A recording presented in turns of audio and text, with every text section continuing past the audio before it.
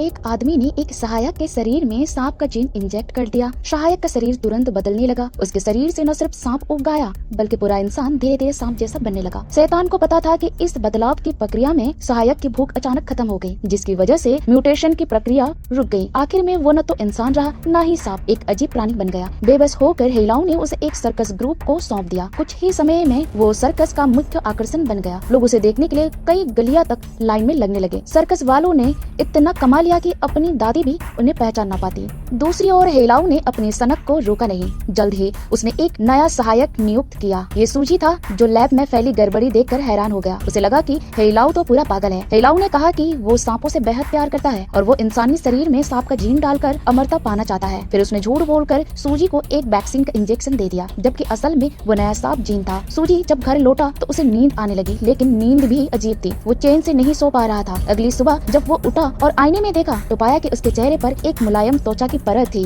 ये देखकर वो डर गया और भागते हुए लैब में हेलाओ के पास गया। हेलाओ ने मुस्कुराकर कहा कि ये तो वैक्सीन का असर है, और सूजी की देखभाल के बहाने उसे अपने घर बुला लिया। फिर उसने सूजी को दूसरा इंजेक्शन दे दिया। इस इंजेक्शन के बाद सूजी को सांपों में गहरी दिलचस्पी होने लगी। कुछ समय बाद सूजी की हेलाओ की बेटी सीबीए के साथ नजदीकियां बढ़ गई। दोनों जवान थे और एक दूसरे के करीब आ गए। एक दिन वो दोनों सर्कस घूमने गए, जहाँ एक विशेष शो था, सांप को देखने का टिकट। सीबीए ने कहा कि उसे अंदर जाने में डर लग रहा है, लेकिन जैसे ही सूजी ने सुना कि अंदर सांप है, वो बहुत उत्साहित हो गया। वो अकेले ही अंदर चला गया। उसे उम्मीद नहीं थी कि जो सांप वहाँ दिखाया जा रहा है वो कोई और नहीं बल्कि हेलाओ का वही पुराना सहायक था। ये देखकर सूजी का दिल टूट गया। वो सीबीए को लेकर वहाँ से चला गया। अब सीबीए को भी अपने पिता पर शक होने लगा कि ये सब उसी का किया धरा है। हेलाओ को डर था कि अब मामला हाथ से निकल जाएगा। उधर सूजी के शरीर में भी अब अंतिम बदलाव शुरू हो चुका था।